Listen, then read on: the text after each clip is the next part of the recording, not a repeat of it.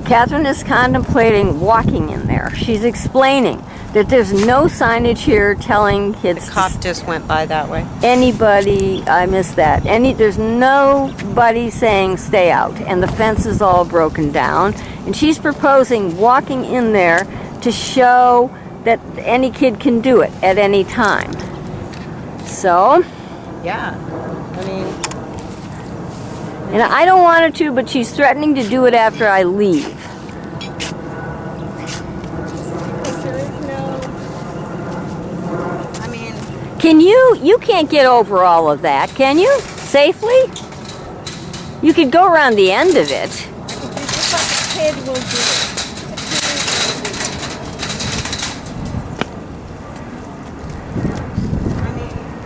Sure, I couldn't do that, but a kid could. Okay, don't get too close to it. Oh, she says it's, highly radioactive. God. Okay, so don't get too close to it, please. Oh, Jesus. Okay, so no, she's...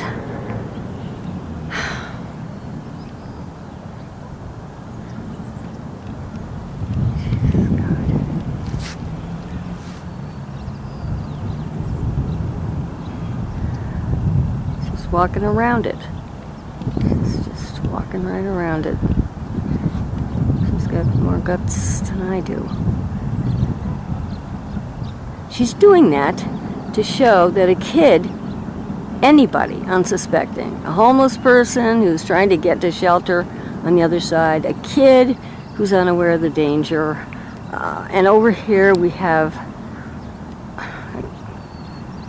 a school. Bay Bridge in the background. Could easily get in there, because look how easily she got in there. And the state of this fence is just, and the barrier is just pathetic.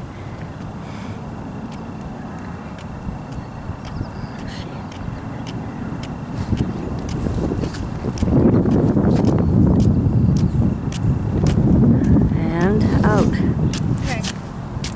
So the thing I noticed, here's a liquor bottle. Which means somebody, well, they could have thrown it over there. True that. Okay.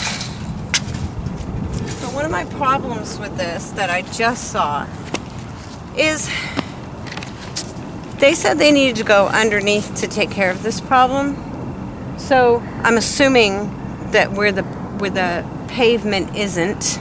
In this place where grass is growing in the middle, you mean? Right. This big wet pond of dirt is probably where the most immediate, where they needed to take it all out. Because there were the hottest spot. Right. Or most contaminated if it was chemicals. So, because these areas here are still paved, so they use these as the areas to put the dirt. Because there were mounds here.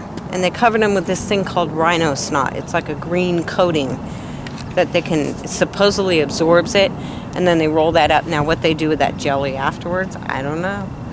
But, it in and of itself cannot be the best mode of removal. But there's a drain in the center. A drain. So all this dirt that they removed from there is still laying here. Under this? That's all dirt that was here in the piles that they removed. Which, you mean the sandy stuff that's all blowing that's across? Sand, and it's all dripping into that drainage tube in the center. Where's the drainage tube? It kind of is this first little, it goes like this. There's a wet ring around it. Oh, I see. It's barely visible from here. Yeah. But see, so this was their track. You can still see the track lines where they used to run track around it. Yeah. And then soccer in the middle and basketball in the middle. Oh my God. This was kids. So they ran in that circle right around the the toxic area. Yeah, and I'm not laughing out of humor. I'm laughing because I just can't believe this. I know. And that is one of the most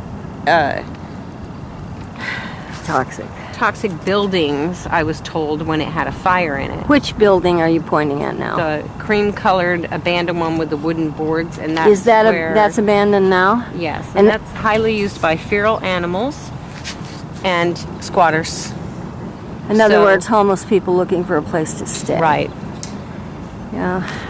Right in the shadow of the Bay I Bridge. prefer travelers, is what I like to call them. Yeah.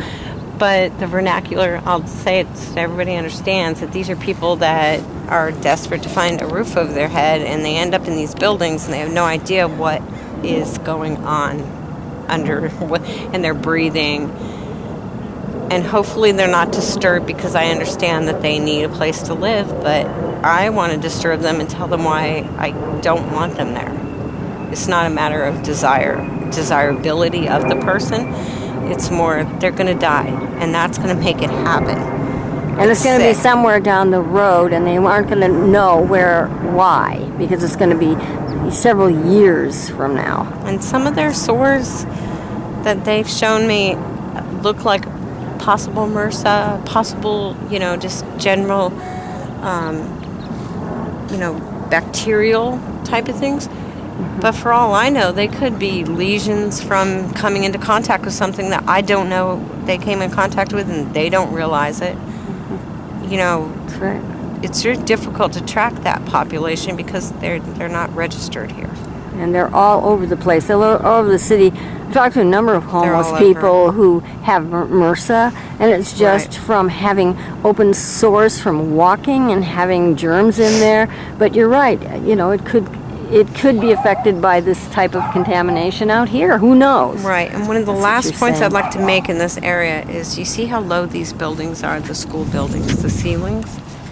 This is the type of stuff where you would find the asbestos, would be in the tarred over. So kids climb on those. That's Yeah. pretty regular, happens all the time. The kids can get up there, it's low enough. They help each other up, and then, they're kids. And it's low and no one's in them. So they come out here, they hang out on it. You mean they go up to the tops of the buildings and stand up there? Sure do. Probably get a good view of the bay. You can get a good 180, 360 view. Right.